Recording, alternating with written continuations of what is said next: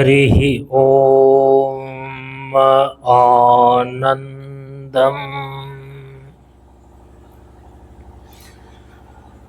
प्रशान्ति जीवन दर्शनम् नमो नारायण नारायणम्।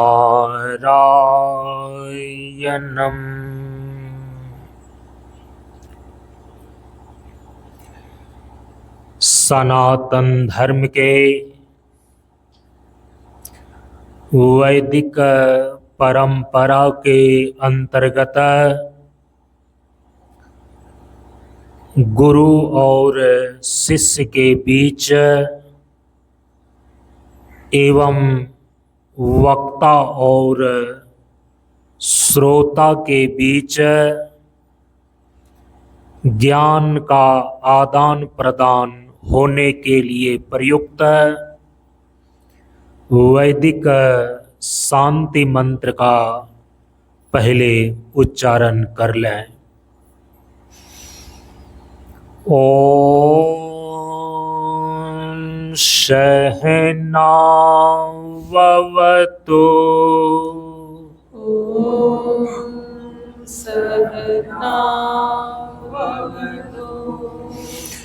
सहनौ भुनक्तु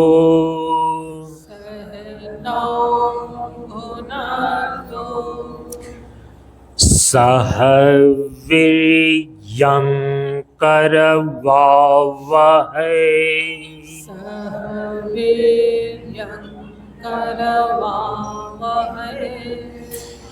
तेजस्विनावधीतमस्तु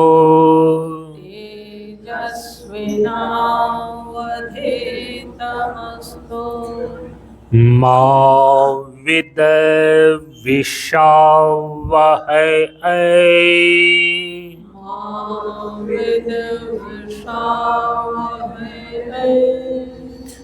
ओम शांति शांति शांति।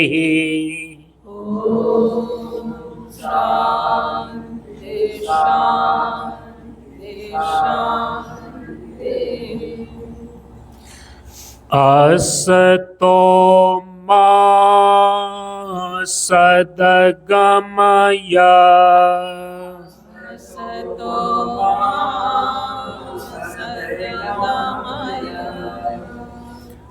तमसो मा ज्योतिर्गमय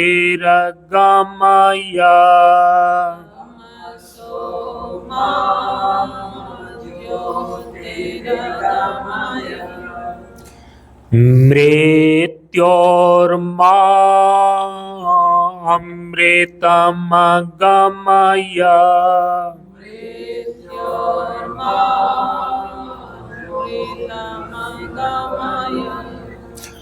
ओम शांति शांति शांति।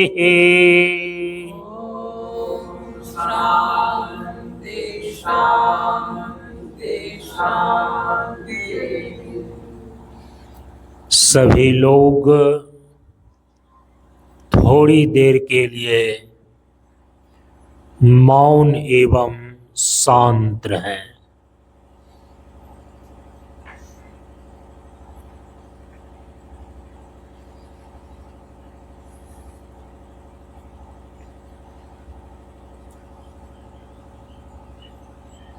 नमो नारायण। ब्रह्मानंदं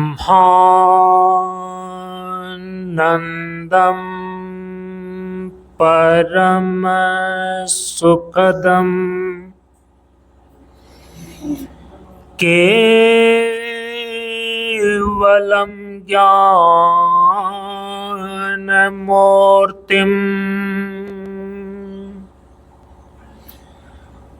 द्वन्द्वातीतं गगन सदृशम तत्त्वमस्यादिलक्ष्यम् एकं नित्यं विमलमचलम्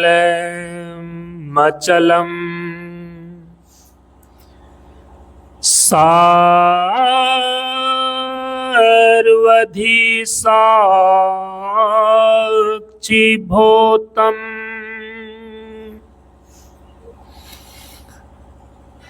भावातीतं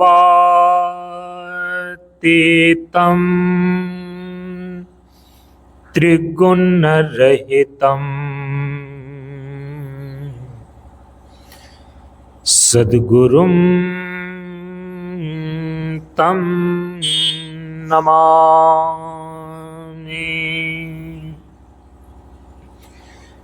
सद्गुरुं तं नमामि।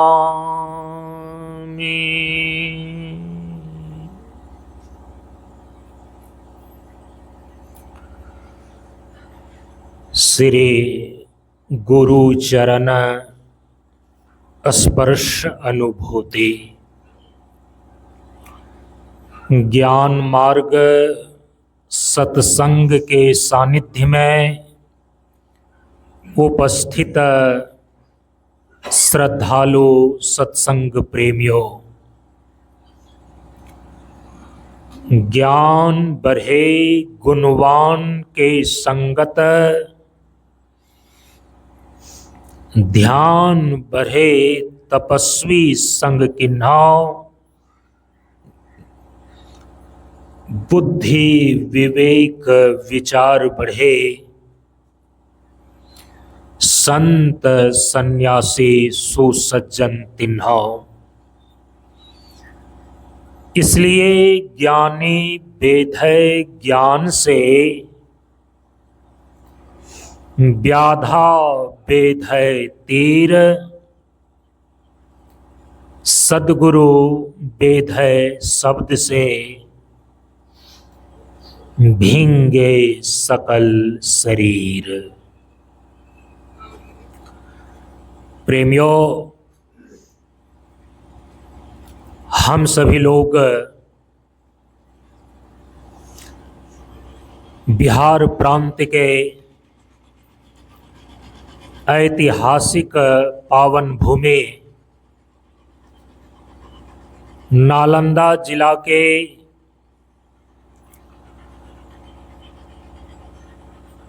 अंतर्गत परम पूज्य गुरुदेव के द्वारा स्थापित मंच की श्रृंखलाओं में 18वां मंच 50वां मंच क्षेत्र के अंतर्गत स्थित ग्राम ककरिया के निवासी श्री निरंजन जी के निजी निवास स्थान पर प्रतिवर्ष माघी पूर्णिमा के पावन अवसर पर होने वाले वार्षिकी गृह पूजा कार्यक्रम के तहत इस बार सन 2026 ईस्वी के 31 जनवरी एवं 1 फरवरी को आयोजित 2 दिवसीय सत्संग कार्यक्रम के आज दूसरे दिन के सत्संग में माघी पूर्णिमा की तिथि को उपस्थित हैं।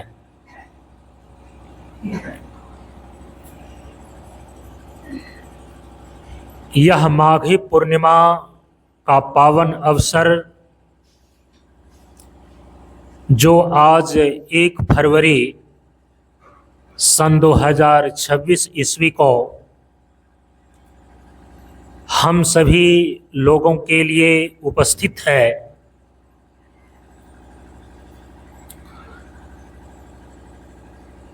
सबसे पहले इस महत्वपूर्ण समय की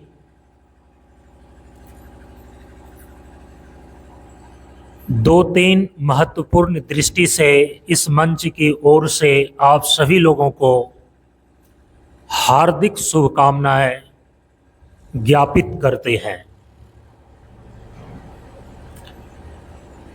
आज का यह समय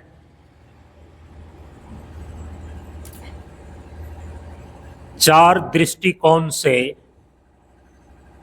महत्वपूर्ण है। सबसे पहला, सप्ताह का जो अंतिम दिन होता है वह रविवार का दिन होता है। आज का दिन रविवार के दिन के रूप में उपस्थित है और इस मंच की परंपरा में रविवार के दिन साधना के दृष्टिकोण से, तत्व साधना के दृष्टिकोण से सबसे ज्यादा महत्वपूर्ण माना जाता है। आप सभी लोग कई बार सुन चुके हैं कि 7 दिनों में केवल रविवार के दिन ही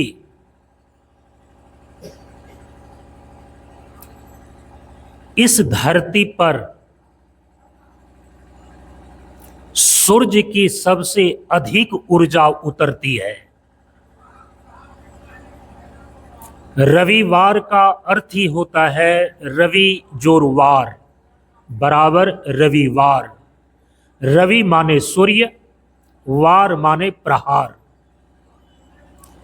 जिस दिन सीधा सूर्य की किरणों का इस पृथ्वी पर प्रहार हो, हम उसको बोलते हैं रविवार। परम पूज्य गुरुदेव ने बतलाया कि रविवार के दिन सूर्य और पृथ्वी के बीच कोई ग्रह और उपग्रह नहीं होता, इसीलिए सूर्य की संपूर्ण ऊर्जा बिना रोक टोक का इस धरती पर उतरती है।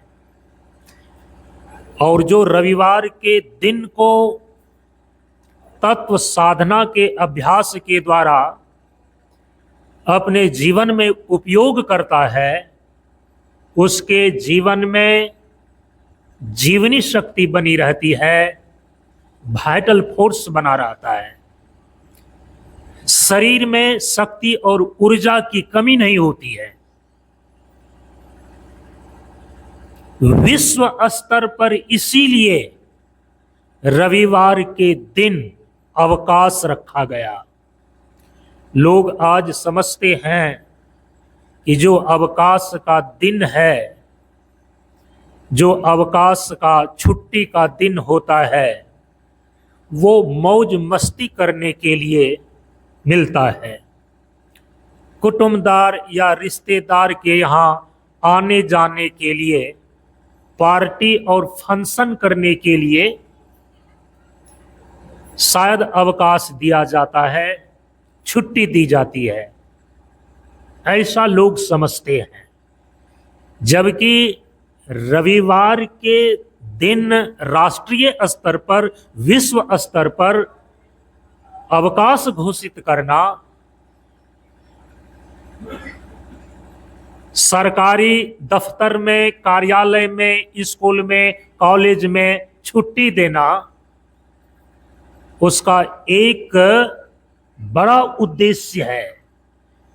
जिन लोगों ने भी इनको शुरू किया होगा उनको इस चीज का विज्ञान मालूम होगा कि लगातार जब कोई व्यक्ति 6 दिनों तक काम करता है तो उनके शरीर और इंद्रियों की ऊर्जा कम हो जाती है।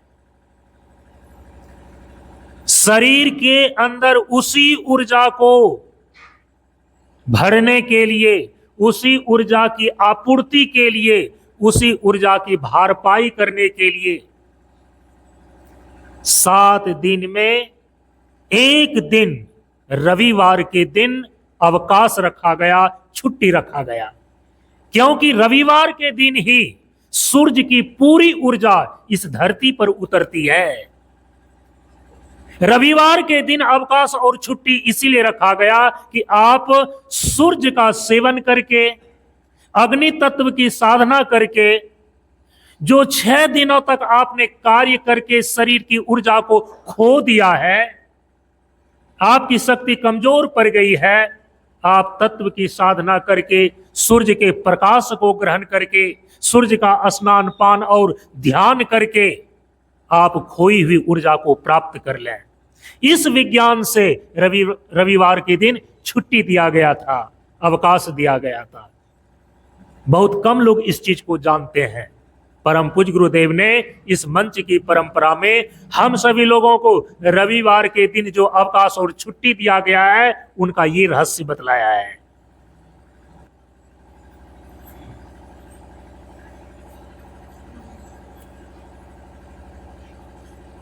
सनातन परंपरा के अंदर कल्पवास की साधना की आज पूर्णाहुति मानी जाती है, माघी पूर्णिमा को। इसीलिए सभी लोग आज रात्रि के 12 बजे से लेकर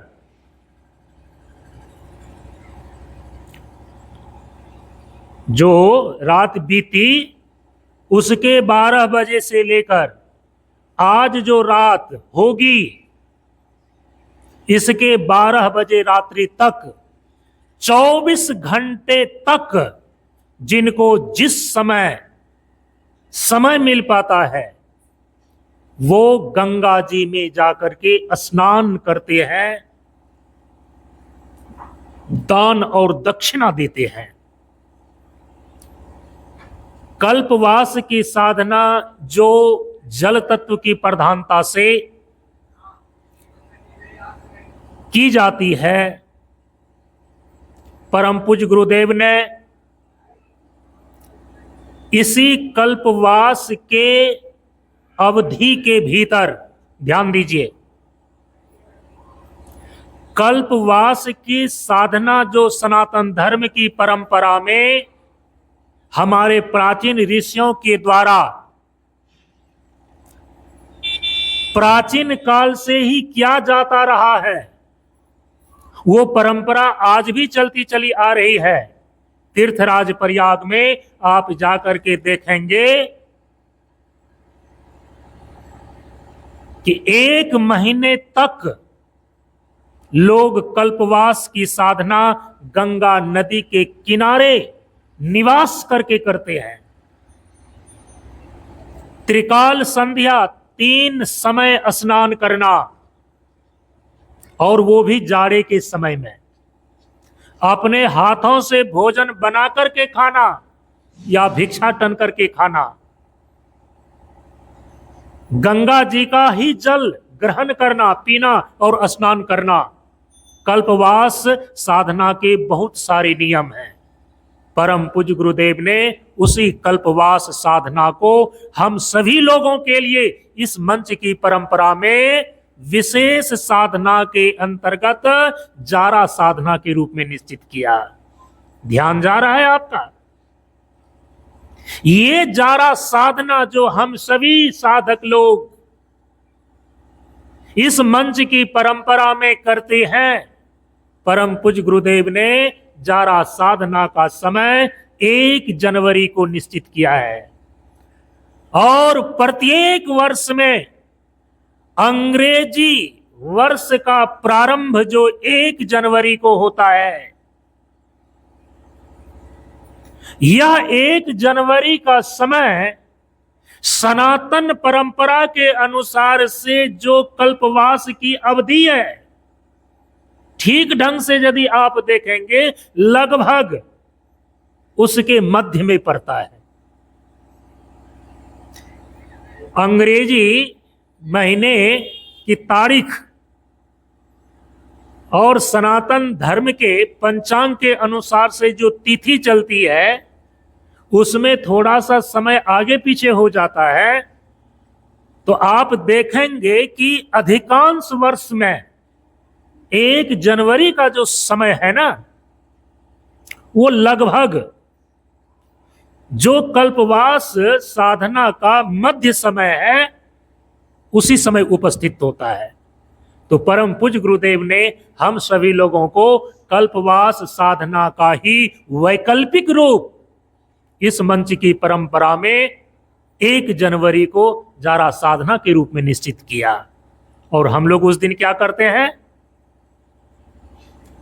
मैं इस पर जब चिंतन किया तो पाया कि परम पूज्य गुरुदेव ने जारा साधना का जो नियम निश्चित किया है, उस नियम के अनुसार से यदि केवल 8 घंटे की साधना कोई कर ले, जो गंगा जी के किनारे रह करके 1 महीना तक कल्पवास की साधना करता है, उसके बराबर फल प्राप्त हो जाता है।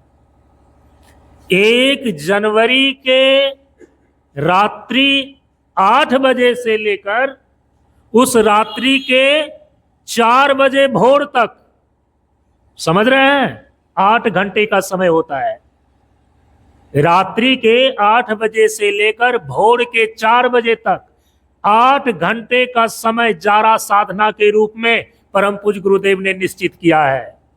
और करते उस दिन क्या है, उस 8 घंटे के अंदर क्या किया जाता है, 50 मंच से जुड़े हुए गृहस्थ लोग में भी जो साधना का अभ्यास करते हैं, मेरे साथ कई वर्षों तक उन्होंने 8 घंटे का भले ही अभ्यास जारा साधना का ना किया हो, लेकिन किसी ने 2 घंटे का किया, 8 बजे रात्रि से लेकर 10 बजे तक, किसी ने 10 बजे रात्रि से लेकर के 12 बजे रात्रि तक किया।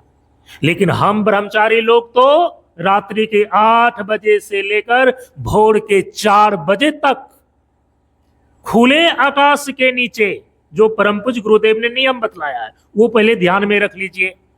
तो कोई भी चीजें धीरे धीरे सधती है, अचानक नहीं सधती है। धीरे धीरे रे मना धीरे से सब हो, माली सींचे 100 घड़ा ऋतु आए फल हो। धीरे धीरे रे मना धीरे से सब हो। धीरज अपने भीतर रखना चाहिए। धीरे धीरे साधा जाता है। 2 घंटे का अभ्यास कर लिया, साधना का संस्कार तो बना। फिर 3 घंटे का किया, फिर 4 घंटे का किया, फिर 5 घंटे का किया, फिर 6 घंटे का किया। टारगेट है 8 घंटे का करना। खुले आकाश के नीचे और खुले बदन। अब 1 जनवरी में जो कड़ाके की ठंड पड़ती है, आप सभी लोग जानते हैं, कंबल ओढ़ करके, ऊन का चादर ओढ़ करके, जैकेट पहन करके रहते हैं।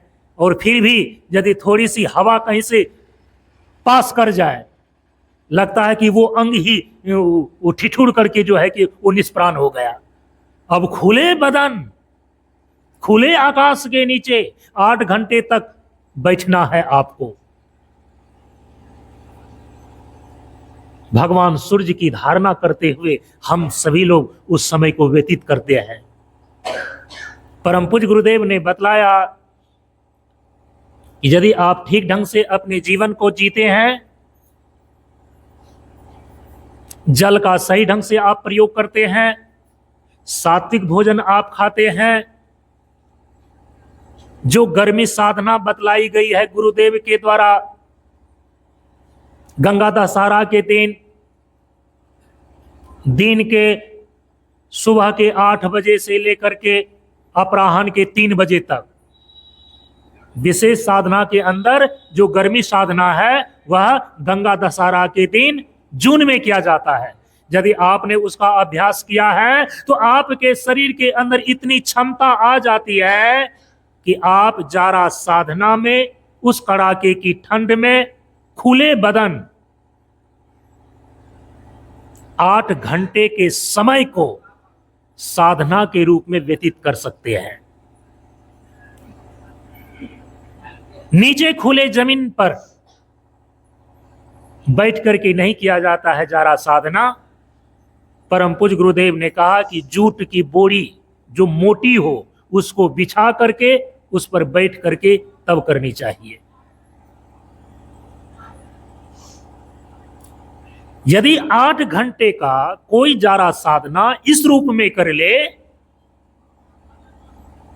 आप जानते हैं इस साधना का प्रयोजन क्या है, इस साधना का उद्देश्य क्या है। कई लोग भले ही 1 महीने तक गंगा जी के किनारे कल्प साधना करते हैं, लेकिन उनको भी इस कल्प साधना का मुख्य प्रयोजन ध्यान में नहीं है। परम पूज्य गुरुदेव ने विशेष साधना के रूप में तीनों मौसम के आधार पर तीनों तत्वों की प्रधानता को लेकर जो 3 प्रकार की साधनाएं निश्चित किए हैं। जारा साधना जल तत्व की प्रधानता को लेकर जाड़े की ऋतु में,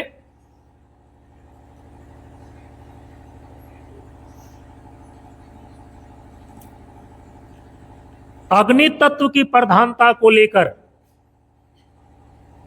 गर्मी साधना गर्मी की ऋतु में, और तीसरा वायु तत्व की प्रधानता से वर्षा साधना वर्षा ऋतु में। तो जाड़े की साधना का समय 1 जनवरी है, गर्मी की साधना का समय गंगा दशहरा जून में है, और वर्षा साधना का समय वर्षा ऋतु में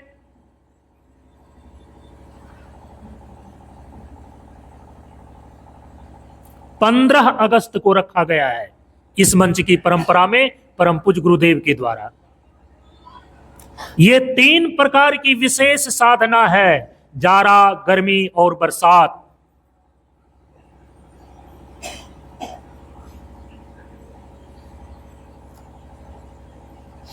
इस तीनों की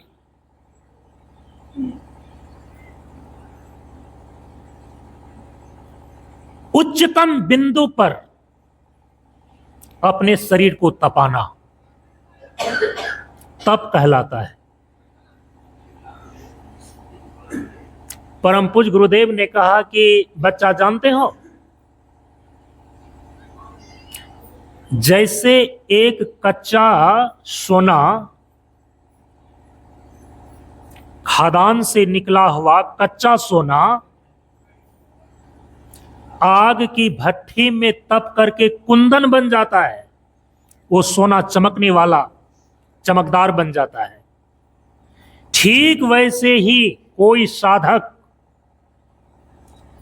जब तपस्या की भट्ठी में अपने शरीर और इंद्रियों को तपाता है, यह शरीर, इंद्रिय और मन उनका शुद्ध और पवित्र हो जाता है।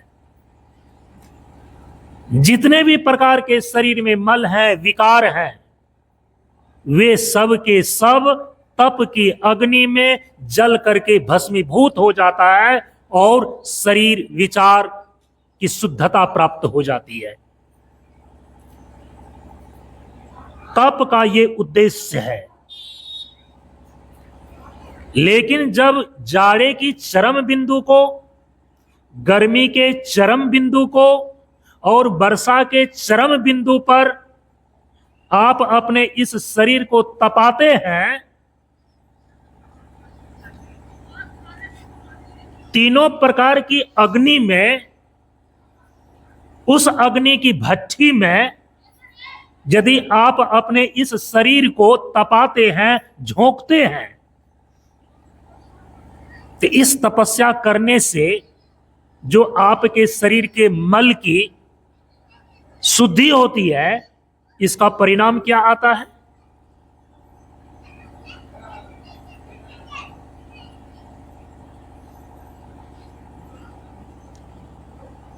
इस विशेष साधना को करने का प्रयोजन क्या है इस मंच की परंपरा में?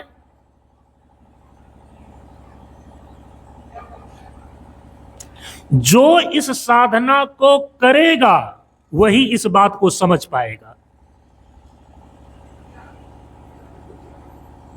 परम पूज्य गुरुदेव ने इसी विशेष साधना के इस तीनों रूप को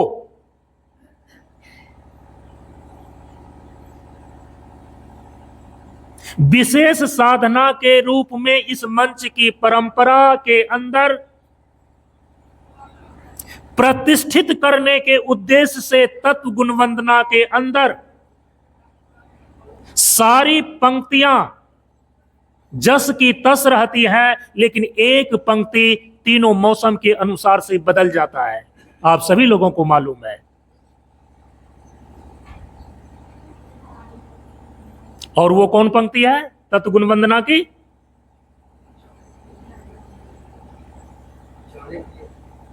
जारे की ये तरल रातनी। तो जब जारा का समय है तो वहां पर पंक्ति बदल जाती है कि जारे की ये तरल रातनी सत्यम शिव सना है, सत्यम शिव सना है। जब जारे की तरल रातनी, जब जारा साधना में आप कड़ाके की ठंड में जारा के उच्चतम बिंदु पर अपने इस शरीर को तपाते हैं, इसका परिणाम निकल करके आता है सत्यम शिव सना है। जब गर्मी की ऋतु आती है,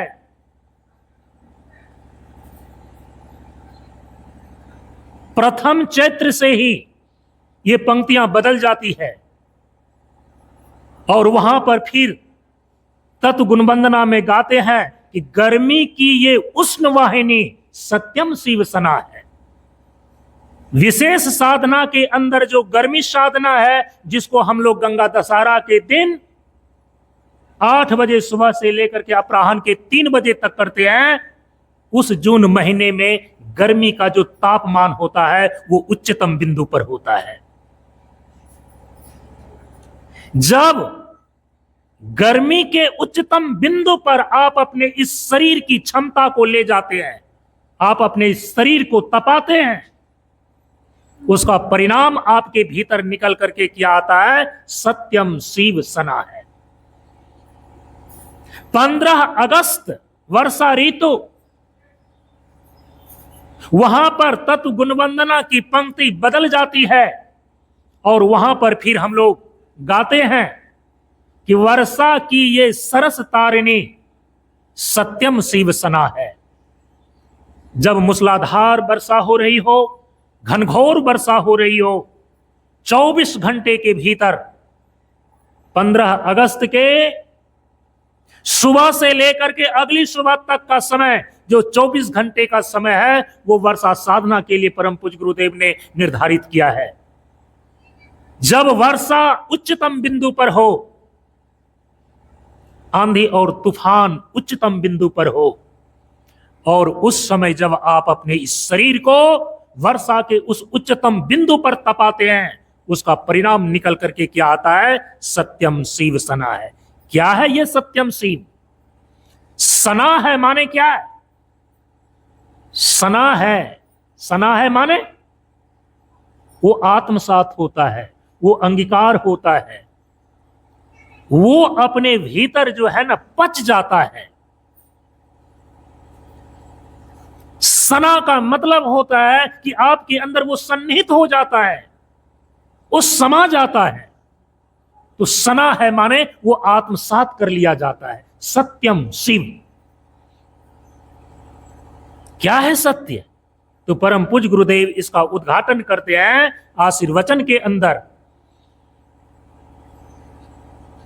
कि शून्य बराबर सत्य है, निराकार में आप सदाशील कल्याण है, करता है निस्ताप।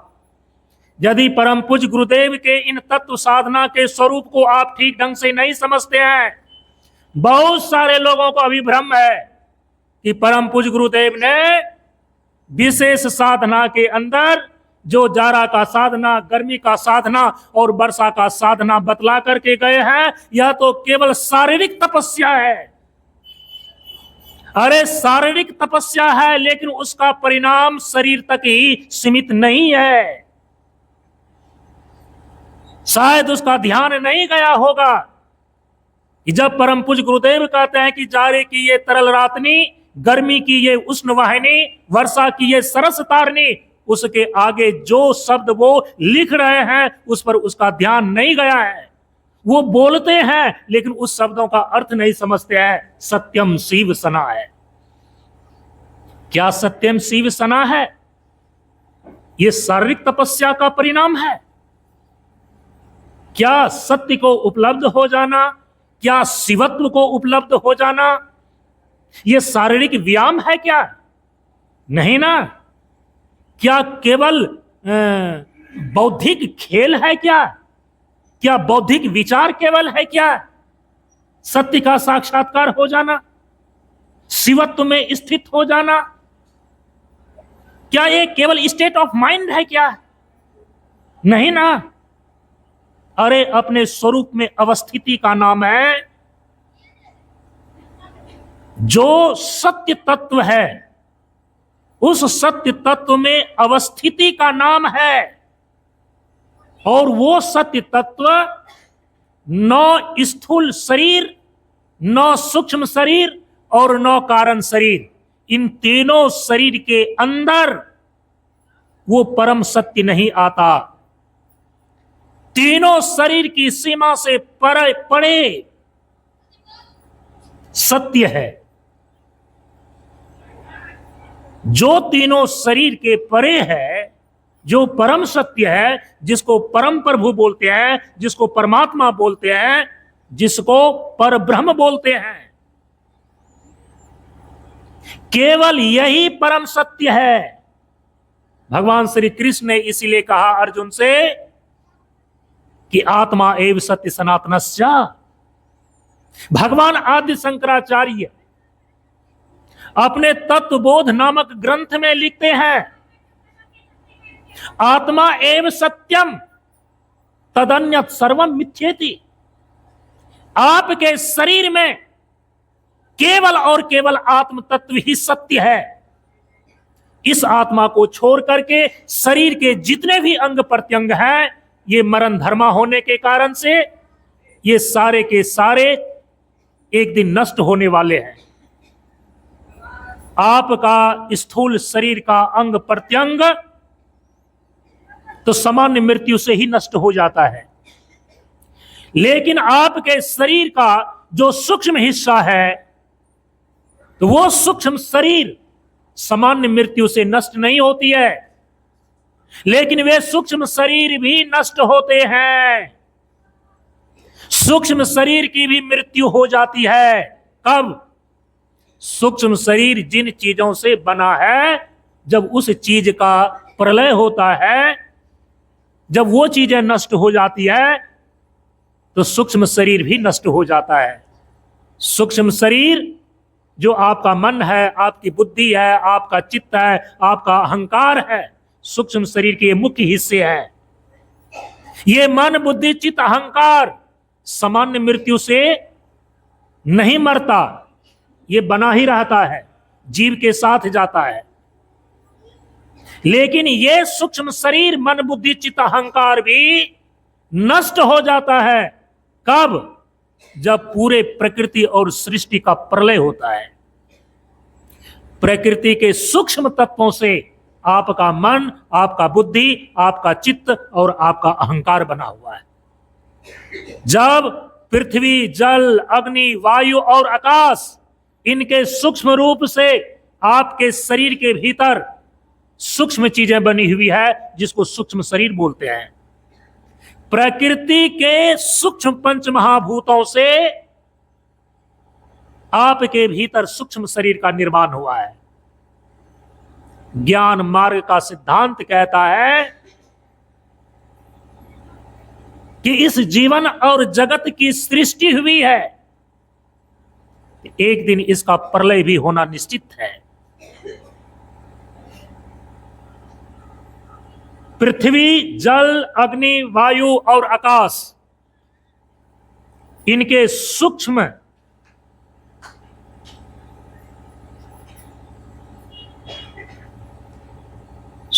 पंच महाभूत से बना हुआ सूक्ष्म शरीर, तो सूक्ष्म पंच महाभूत का जब क्रम से लय होता है, अपने कारण भाव को यह प्राप्त होता है, तब हम उसको बोलते हैं महाप्रलय। पृथ्वी का लय जल में, जल का लय अग्नि में, अग्नि का लय वायु में, वायु का लय आकाश में और आकाश का लय अव्यक्त में। जब ये प्रक्रिया, ये चीजें घटित होती है, हम उसको शास्त्र की भाषा में बोलते हैं प्रलय। तो प्रलय की अवस्था में जब इस सृष्टि का प्रलय होता है, प्रकृति के पांचों तत्वों का प्रलय होता है, तो उस समय आपके सूक्ष्म शरीर भी नष्ट हो जाते हैं, केवल कारण शरीर बचता है। तो कारण शरीर क्या प्रलय में नष्ट नहीं होता है? कहा कि प्रलय कालिक अग्नि कारण शरीर को नष्ट करने में समर्थ नहीं है। इसीलिए प्रलय के बाद जब महासर्ग का आरंभ होता है, पुनः सृष्टि बनती है, चूंकि प्रलय काल में भी प्रत्येक जीव का कारण शरीर उस अव्यक्त मूल प्रकृति से एकीभूत होकर के रहता ही रहता है, नष्ट नहीं होता। इसलिए जब सृष्टि का आरंभ होता है, तो वही कारण शरीर फिर दो शरीर को जन्म दे देता है, सूक्ष्म शरीर को और स्थूल शरीर को। प्रलय की अग्नि भी आपके कारण शरीर को जलाने में, नष्ट करने में समर्थ नहीं है। इसलिए प्रलय हो जाने पर ही आपको अपने आप मोक्ष की प्राप्ति हो जाएगी या मुक्ति मिल जाएगी, ऐसी बात नहीं है। जैसे कि सामान्य मृत्यु को मुक्ति नहीं बोलते हैं, उसी प्रकार से आपके सूक्ष्म शरीर जब प्रलय काल में नष्ट हो जाते हैं, तो सूक्ष्म शरीर के प्रलय काल में नष्ट हो जाने पर उस प्रलय काल की अवस्था भी मोक्ष की अवस्था नहीं मानी जाती। मोक्ष की अवस्था मानी कब जाती है? जब आपके तीनों शरीर नष्ट हो जाते हैं, जब तीनों शरीर को आप पार कर जाते हैं।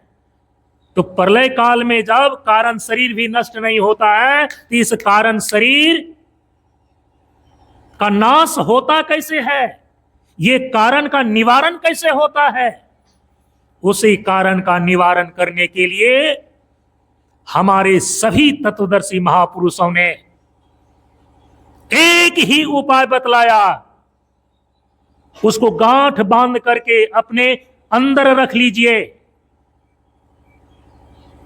कि जो कारण शरीर सभी चीजों का, सभी शरीरों का, सभी प्रकार के दुखों का, सभी प्रकार की समस्याओं का, सभी प्रकार के झंझटों का कारण है, उस कारण का निवारण प्रलय काल की अग्नि भी नहीं कर सकती।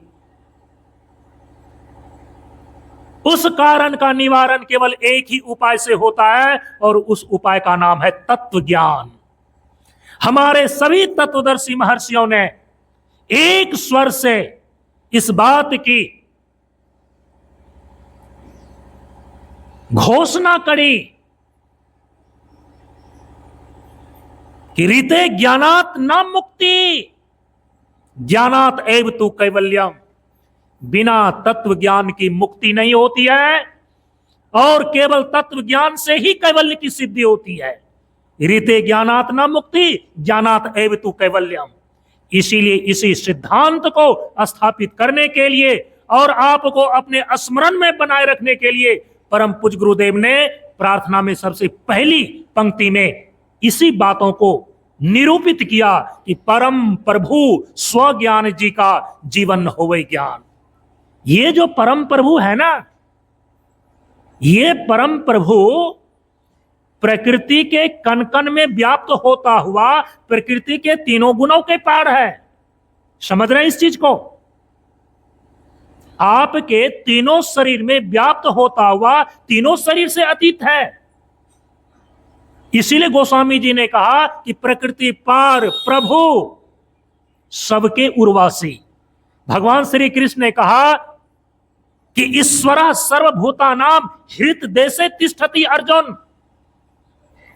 जो समष्टि चेतना सर्वव्यापक सर्वशक्तिमान ईश्वर है, वो तुम्हारे शरीर के भीतर जीव के रूप में स्थित है। ईश्वर सर्वभूतानाम हृत देशे तिष्ठति अर्जुन। तीनों गुणों के पार, प्रकृति के पार जो प्रभु की सत्ता है, जब तक आप तीनों शरीर से पार जाने का साधना नहीं कर लेते हैं, तब तक आपको परम प्रभु में अवस्थिति लाभ प्राप्त नहीं होता। परम प्रभु का, परम तत्व का ज्ञान प्राप्त आपको नहीं होता। केवल परम प्रभु पर ब्रह्म परमात्मा का ज्ञान ही कारण शरीर को नष्ट करने में समर्थ है। प्रलय की अग्नि भी कारण शरीर को नष्ट नहीं करती है। केवल आपका जो आत्मज्ञान है, ये अग्नि, ज्ञान की अग्नि, जो परम प्रभु परमात्मा का ज्ञान है, केवल ये अग्नि आपके अज्ञान रूप, अविद्या रूप कारण शरीर को नष्ट कर पाती है। समझ रहे हैं इस चीज को? तो आपने क्या देखा? नष्ट होने वाली चीजें स्थूल शरीर के सभी अंग प्रत्यंग, सूक्ष्म शरीर के सभी अंग प्रत्यंग, और ज्ञाना अग्नि से अविद्यारूप कारण शरीर भी नष्ट हो जाता है।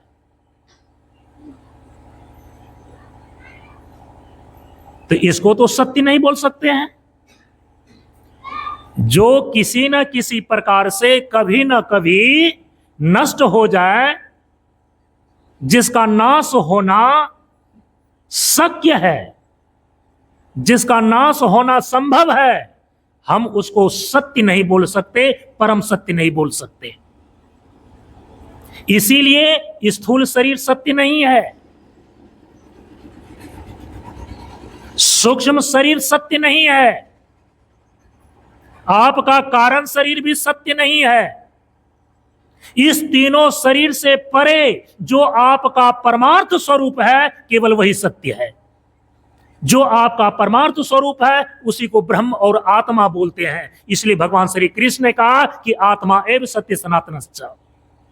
उपनिषद घोषणा करता है कि सत्यम ज्ञानम अनंतम ब्रह्म, केवल ब्रह्म ही अंतिम सत्य है। और वही ब्रह्म की सत्ता आपके शरीर के भीतर आत्मा कहलाती है। इसलिए आत्मा एवं सत्यम। इस ब्रह्म और आत्म तत्व को छोड़ करके संसार के जितने भी पदार्थ हैं, जितने भी चीजें हैं, सर्वम मिथ्येति, सब मिथ्या है। और मिथ्या कहने का मतलब क्या होता है?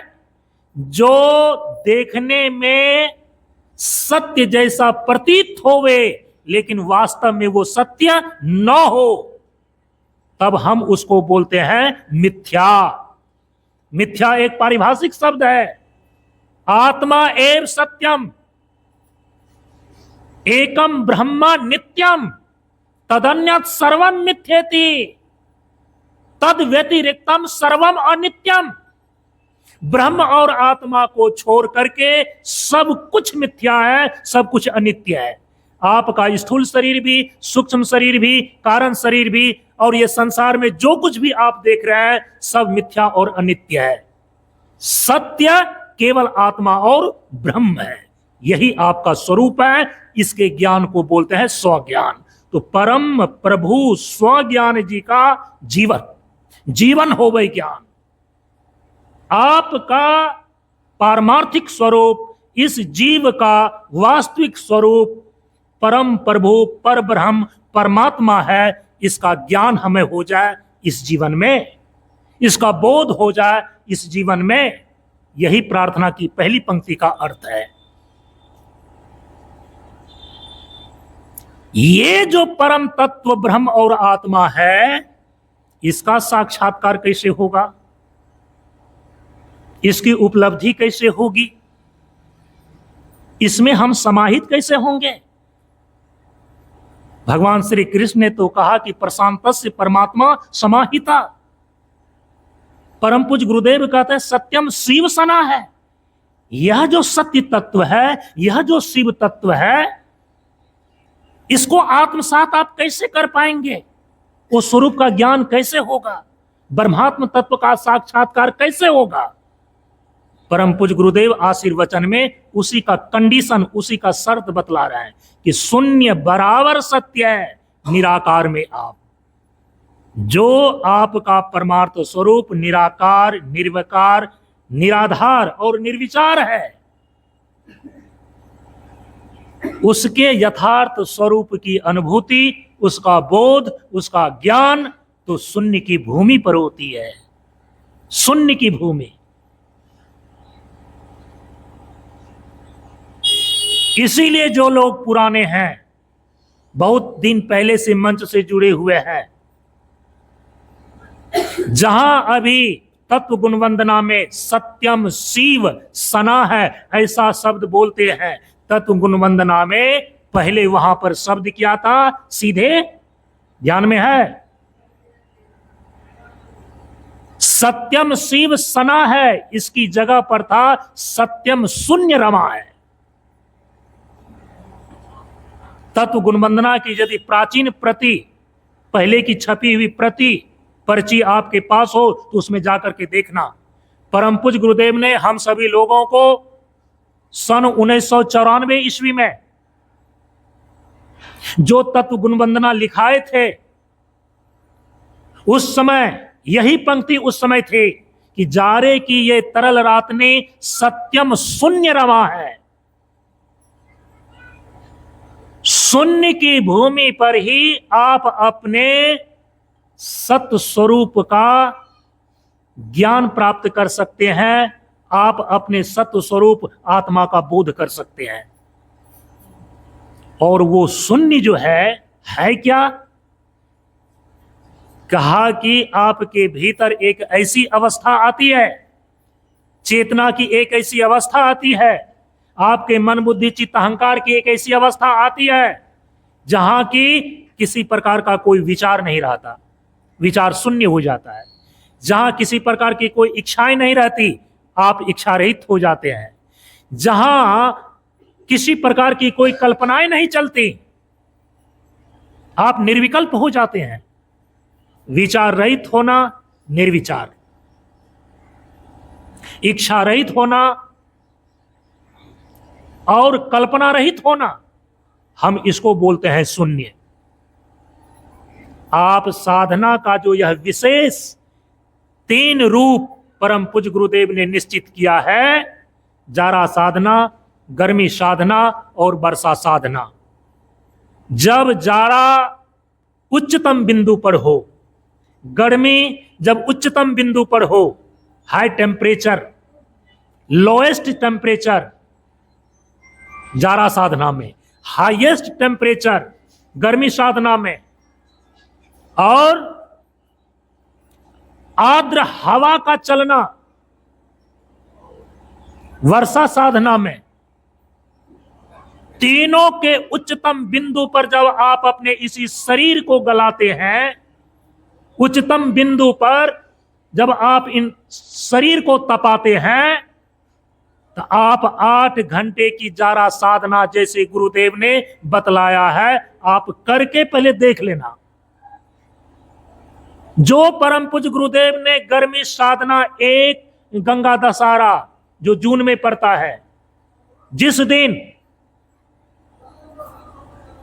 पूरे इन्वायरमेंट का हाईएस्ट टेम्परेचर होता है, उच्चतम तापमान, खुले आकाश के नीचे सूर्य के प्रकाश में लंगोटी लगा करके आप उस प्रखर प्रकाश में उच्चतम तापमान को इस शरीर में साधने का प्रयास करना, और देखिए उसका क्या परिणाम आता है। जब मूसलाधार वर्षा हो रही हो, जोरों की आंधी चल रही हो, जिस समय कि आप घर में घुस जाते हैं, परम पूज्य गुरुदेव ने कहा कि प्रकृति तो हमें वरदान देने के लिए इस प्रकार से प्रकृति अपनी लीला को उपस्थित की है। जो एक साधक होता है वो उनका स्वागत करता है, वो भागता नहीं है। यदि प्रतिदिन आप ऐसा नहीं कर सकते हैं तो कम से कम वर्षा में एक दिन, जिस दिन मूसलाधार वर्षा हो रही हो, जोरों की आंधी चल रही हो, आप खुले में चौकी पर बैठ करके आप उस वर्षा की बौछार को इस शरीर पर पड़ने दीजिए। आप उस जोरों की आंधी को इस शरीर पर लगने दीजिए। अभी आप सुन रहे हैं, आप करके उसको देखिए और देखिए इसका परिणाम क्या आता है। और हम लोगों ने करके देखा है। अभी तो आप कपड़ा पहन करके, कंबल ओढ़ करके, जैकेट पहन करके जब ध्यान का अभ्यास करते हैं ना, गुरु महाराज निर्देश करते हैं कि मन को बाहर भटकने मत दो, अपने आज्ञा चक्र पर उसको स्थिर करो, चेतना को अंतर्मुखी करके भीतर की ओर जाने का प्रयास करो। बार बार वो निर्देश देते हैं, आप प्रयास भी करते हैं, लेकिन आपका मन बार बार समझा बुझा करके बाहर से समेट कर लाने के बावजूद ठीक वह उसी प्रकार से बिखर जाता है जैसे कि बड़े ही यत्न से कोई राई के दाने को जमा करे। कितना ही जमा करने का प्रयास करे, लेकिन फिर वो पसर जाता है, फिर वो बिखर जाता है। आपका मन भी बिखर जाता है, बाहर भटक जाता है।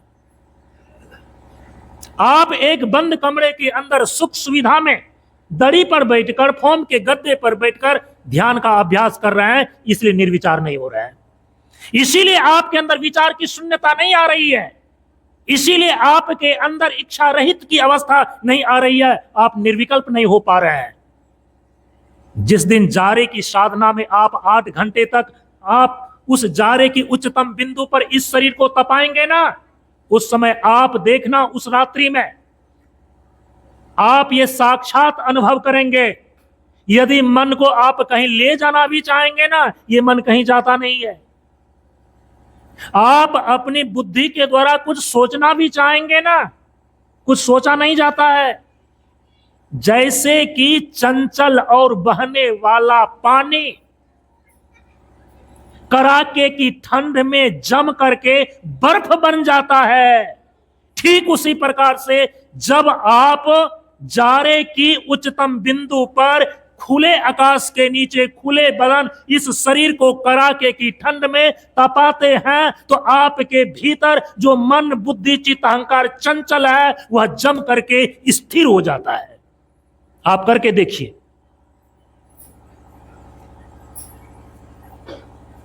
वहां पर आप विचार शून्यता किसको कहते हैं, अनायास आप अनुभव और उस अवस्था को प्राप्त करके देख सकते हैं।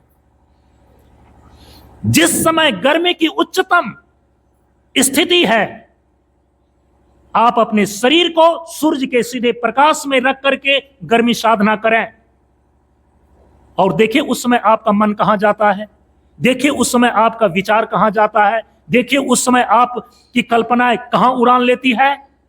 कुछ भी विचार नहीं चलता, कुछ भी कल्पनाएं नहीं चलती। गर्मी की उच्चतम बिंदु में जब आप अपने इस शरीर को तपाते हैं ना, आपके विचार की शून्यता, आपके इच्छा की रहितता, रिक्तता और कल्पना निर्विकल्प होने लगती है। आप इसका अनुभव करके देख सकते हैं। और वही एक ऐसी अवस्था होती है कि जब आप अपने अंदर से शरीर की शून्यता, विचार की शून्यता और भाव की शून्यता को उपलब्ध होते हैं, उसी शून्यता की भूमि पर जो सत्य स्वरूप आत्मा है उनके यथार्थ स्वरूप का अनुभव और अनुभूति होता है। इसको बोलते हैं सत्यम शिव सना है। जारे की ये तरल रातनी सत्यम शिव सना है, गर्मी की ये उष्ण वाहिनी सत्यम शिव सना है। वर्षा की ये सरस तारिणी सत्यम शिव सना है। सनातन परंपरा के अंदर जो 1 महीने का कल्पवास किया जाता है, उस कल्पवास साधना का भी यही लक्ष्य है, जो परम पूज्य गुरुदेव तत्व गुणवंदना में बता रहे हैं कि जारे की ये तरल रातनी सत्यम शिव सना है। सत्यम शिव अपने भीतर सत्य स्वरूपता को, अपने भीतर के शिवत्व को शून्यता की भूमि पर उपलब्ध होना, यह है कल्प साधना का लक्ष्य। यदि 1 महीना तक गंगा नदी के किनारे आप रह करके निवास करके कल्प साधना नहीं करते हैं, तो परम पूज्य गुरुदेव ने कहा कि केवल 1 जनवरी को एक रात 8 बजे रात्रि से लेकर के 4 बजे भोर के बीच कर लेना, पूरा का पूरा तुम्हें लाभ प्राप्त हो जाएगा। विचार की शून्यता आने लगती है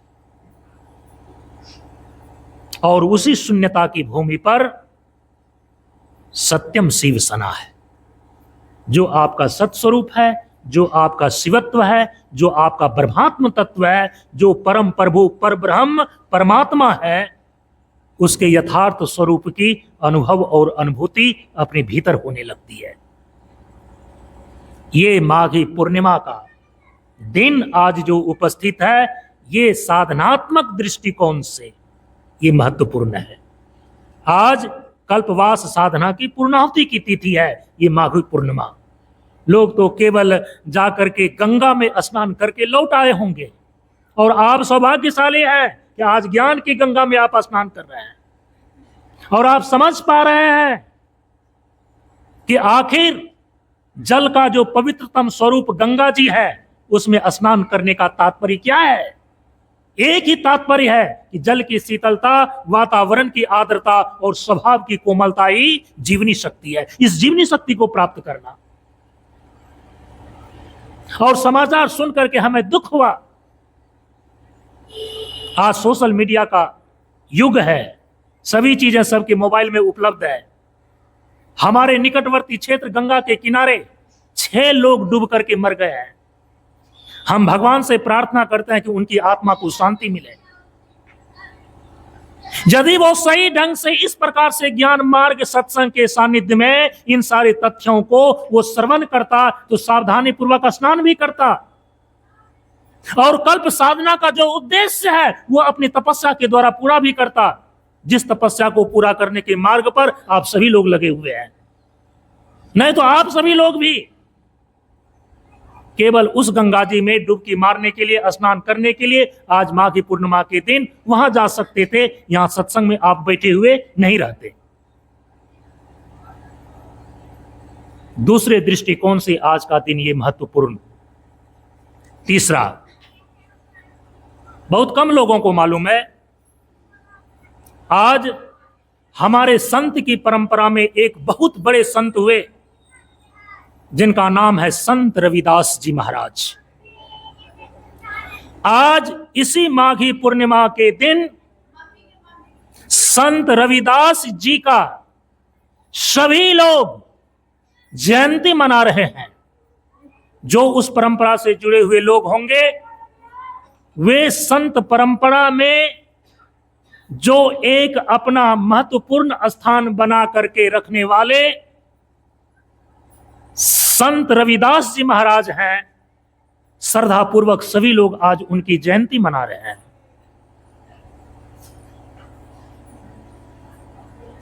संत मता बिनु गति नहीं, सुनो सकल दे कान, जाओ चाहो उद्धार को, बनो संत संतान।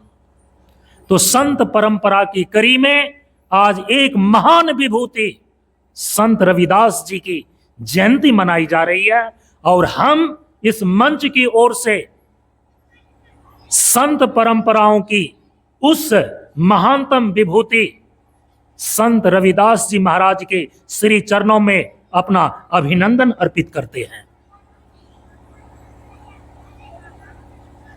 इसकी कहानी तो आप सभी लोगों को मालूम है। ऐसे ही माघी पूर्णिमा के दिन सभी लोग गंगा जी में स्नान करने के लिए जा रहे थे। और उसी रास्ते में संत रविदास जी की कुटिया थी।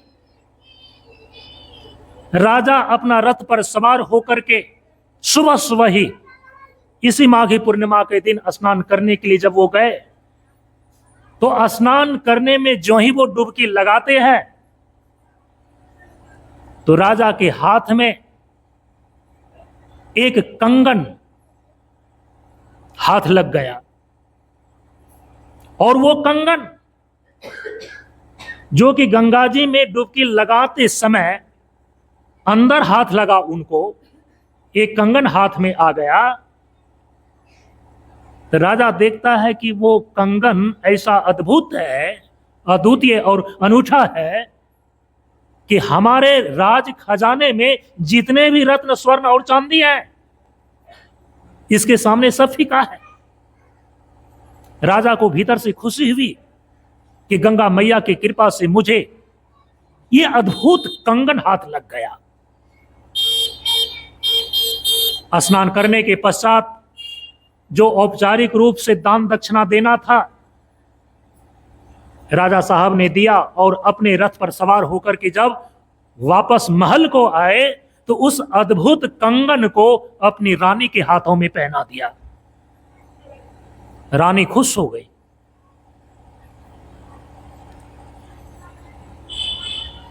लेकिन एक हाथ में कंगन है और दूसरा हाथ खाली है, तो रानी के मन में एक अभाव खटका और उनके अंदर इच्छा उत्पन्न हो गई कि हे राजन, आपने जो आज कंगन मेरे हाथ में पहनाया है, हमारे राज खजाने में जितने भी रत्न हैं, जितने भी स्वर्ण और चांदी के आभूषण हैं, उसमें ये सबसे ज्यादा अनूठा और अद्वितीय है। लेकिन एक हाथ मेरा खाली है, आप इसका जोड़ी लगा दीजिए, माने दूसरा कंगन ला करके दूसरे हाथ में भी मुझे पहना दीजिए। राजा ने कहा रानी से कि ठीक है, मैं दूसरे दिन जाकर के प्रयास करता हूं।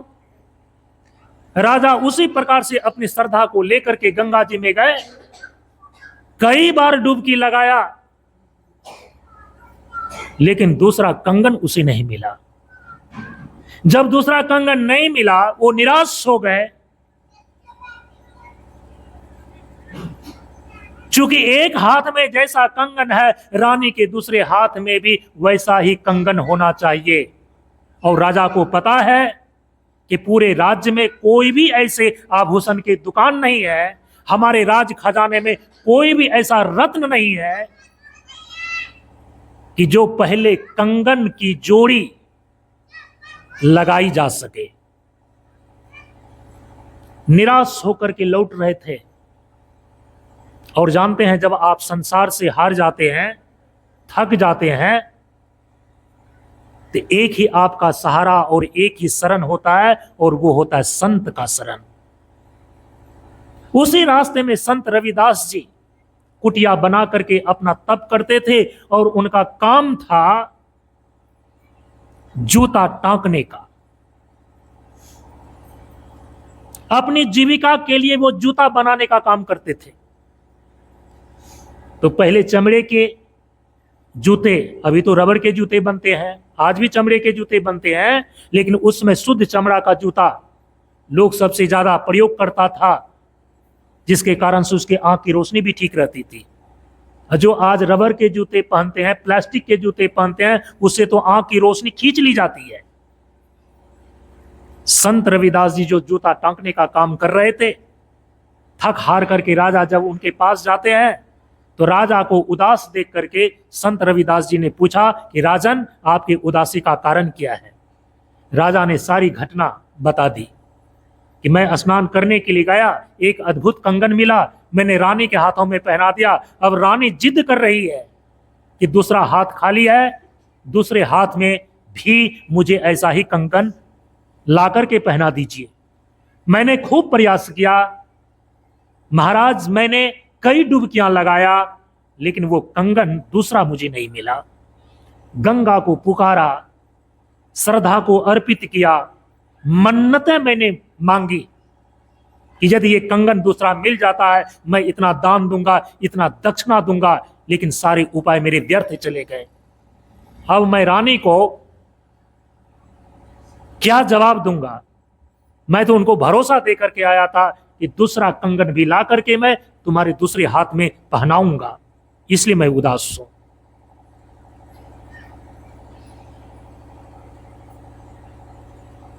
संत रविदास जी ने कहा कि आप उदास मत होइए, थोड़ा मैं प्रयास करता हूं। तो राजा ने सोचा कि मेरे साथ गंगा जी चलेंगे और वहां पर डुबकी लगवाएंगे और कुछ मंत्र का जाप करेंगे, आवाहन करेंगे गंगा का, और कंगन मुझे प्राप्त हो जाएगा। लेकिन संत रविदास जी ने ऐसा कुछ भी नहीं किया। उनके एक शिष्य थे, उन्होंने कहा कि अरे बच्चा, मेरे कुटिया के अंदर जो एक बर्तन में, बटलोही में, बट्टा में, मैंने कठौती जिसको बोलते हैं आप लोग, क्योंकि अभी तो सिल्वर की कठौती होती है ना, उस समय काठ की कठौती होती थी। एक काठ की कठौती में जो रात में मैंने चमड़ा फूलने के लिए दिया है, जो कि अभी अभी हमें जूता बनाने हैं, वो चमड़ा फूलने के लिए जो मैंने दिया है ना, उसमें पानी भरा हुआ है। तो चमड़ा को निकाल दो और वो चमड़ा वाला जो पानी है वो कठौती लेते आओ यहां पर। उसका चेला कठौती ला करके रविदास जी के सामने रख दिया।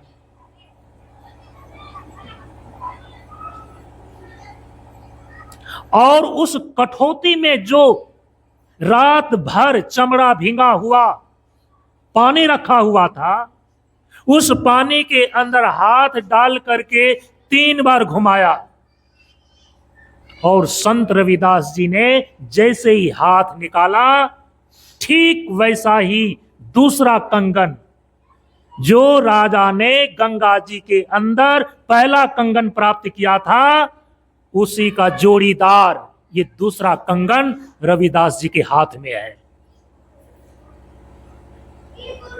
राजा आश्चर्यचकित हो गया। उसने कहा कि आप गंगा जी भी नहीं गए, स्नान भी नहीं किए, मंत्र के द्वारा आवाहन भी नहीं किया। गंगा का जल तो पवित्र है, उसमें स्नान करने से मन में पवित्रता आती है, शरीर में आरोग्यता आती है, शरीर निरोग हो जाता है। और आप ये कठौती में ये चमड़ा, अरे किसी भी जानवर जो मरा हुआ है उसका खाल ही तो है, ये अशुद्ध चीज है। और वो अशुद्ध चमड़ा जो रात भर फूल रहा था, वैसे गंदे पानी में, चमड़े के पानी में आपने हाथ डाल करके ये दूसरा कंगन, ठीक वैसा ही आपने जो कि पहला कंगन था, ये कैसे आपने प्राप्त कर लिया? ये कैसे आपने निकाल दिया? एक अद्भुत घटना घट गई। राजा का आंख खोलने के लिए इतना काफी था। संत की वाणी अटपटे, झटपट लखे न कोई, जब मन से खटपट हटे तो चटपट दर्शन हो। और उसी समय संत रविदास जी महाराज ने जो उत्तर दिया ना, वो कहावत आज भी प्रचलित है और हम सभी लोग बोलते हैं, कठौती में गंगा आई, कठौती में गंगा आई, तभी तो वो दूसरा कंगन, जैसा कि पहला कंगन राजा ने गंगा जी में प्राप्त किया था, जब तक कठौती के अंदर गंगा नहीं आएगी, ये दूसरा कंगन भी कहां से आ सकता है। लेकिन राजा के मन में ये प्रश्न है, मैं तो साक्षात देख रहा हूं कि कठौती में चमड़ा से फुला हुआ गंदा जल है, पवित्र जल गंगा नहीं है, इसमें कंगन कहां से आ सकता है। उसी समय संत रविदास जी महाराज ने कहा कि मन चंगा तो कठौती में गंगा। संत रविदास जी की इस वाणी का बहुत बड़ा गहरा अर्थ है, लेकिन आज लोग उसका जो है दुरुपयोग कर रहे हैं। जितने भी आलसी व्यक्ति हैं, जितने भी मलेच्छ व्यक्ति हैं, जितने भी व्यक्ति ठंडा में नहाना नहीं चाहते हैं, वो संत रविदास जी महाराज की इसी पंक्ति को ढाल बना करके अपना बचाव करते हैं कि मन चंगा तो कठौती में गंगा। अरे क्या गंगा स्नान करने के लिए जाएंगे, क्या 4 बार स्नान करेंगे, मेरा मन शुद्ध है तो सब कोई शुद्ध है। वाह, संत रविदास जी महाराज ने तो अपने मन की पवित्रता से जल का स्पर्श किया तो वो गंगा जल बन गया, चमड़ा का जल। यही रहस्य है। परम पूज्य गुरुदेव ने यही बतलाया कि जो महापुरुष सत्य में प्रतिष्ठित हो जाते हैं, जो अपने शुद्ध स्वरूप को उपलब्ध हो गए हैं, वो जिस चीज को छू दे,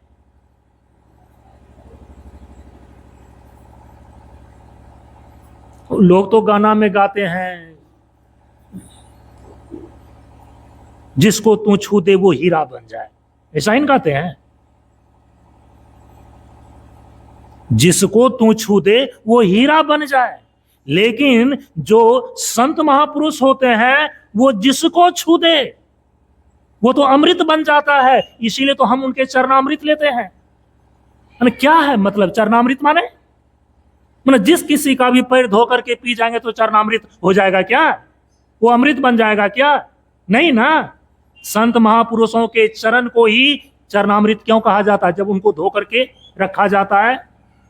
अरे जो अमृत तत्व को अपने भीतर उपलब्ध हो गया है, वो अमृत का प्रकाश उसके सूक्ष्म स्थूल शरीर में भी व्याप्त होते हैं।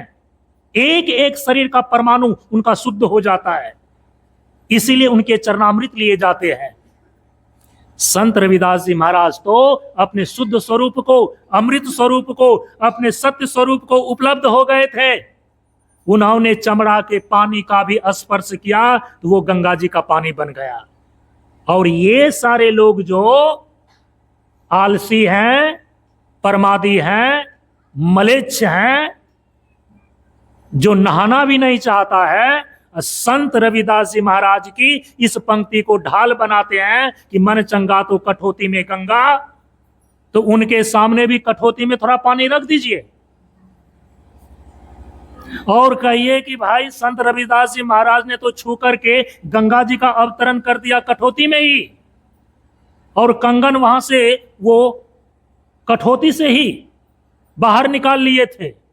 भाई तुम उतना महंगा कंगन निकाल नहीं सकते हो तो तुम कम से कम तांबे का अंगूठी भी निकाल करके दिखा दो, यदि मन तुम्हारा चंगा है तो।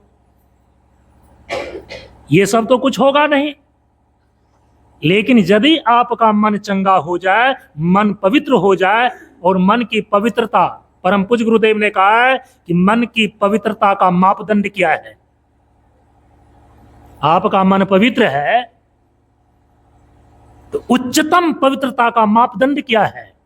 कहा कि जिसका मन विचार रहित हो गया है, जिसका मन कामना रहित हो गया है, जिसका मन इच्छा रहित हो गया है, जिसका मन वासना रहित हो गया है, उसका मन पवित्र है।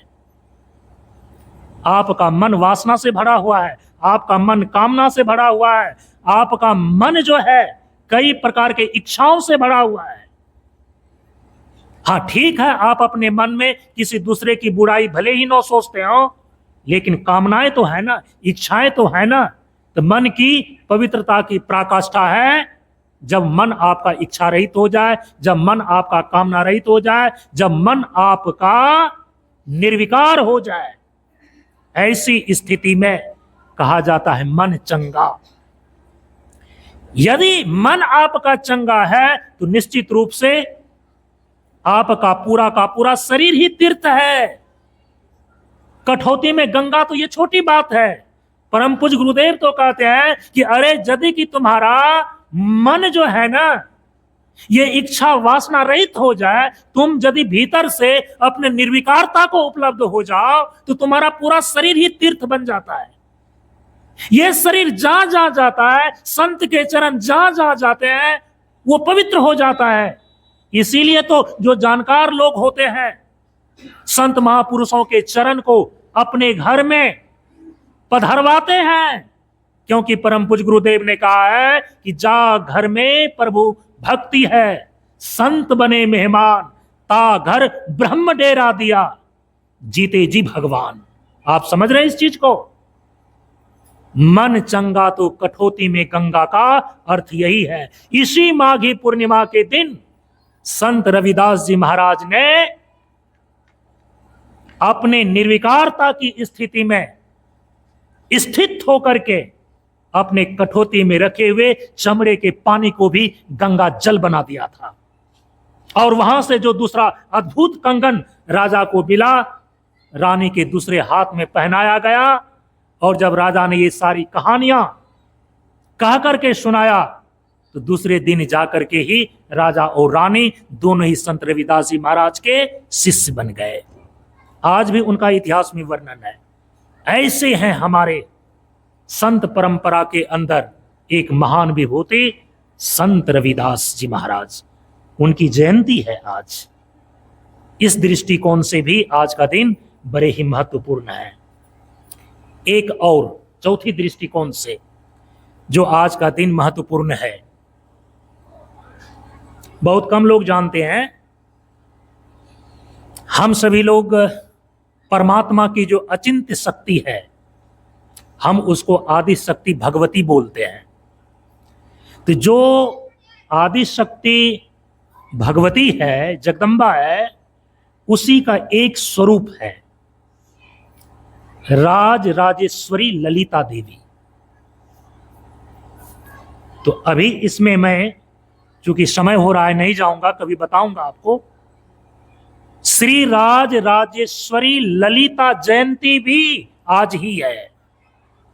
और इसीलिए हम सभी लोगों ने जो यहाँ मिशन का एक चैनल और ग्रुप है, सवेरे सवेरे मैंने आश्रम की ओर से, आश्रम से जुड़े हुए सभी लोगों को संदेश में भेज दिया है कि माघी पूर्णिमा, संत रविदास जयंती एवं श्री राज राजेश्वरी ललिता जयंती की हार्दिक शुभकामनाएं सभी को भेजा है। ये चार दृष्टिकोण से आज का दिन सबसे ज्यादा महत्वपूर्ण है। और ये संजोग हर वर्ष उपस्थित नहीं होता है कि माघी पूर्णिमा के दिन रविवार का दिन होगा ही, ये जरूरी नहीं है। माघी पूर्णिमा के दिन ही और सारी चीजों का संजोग बनेगा ही, ये जरूरी नहीं है। तो चार दृष्टिकोण से जो आज का समय सबसे ज्यादा महत्वपूर्ण है, और उस महत्वपूर्ण समय में आप सभी लोग ये महत्वपूर्ण स्नान कर रहे हैं।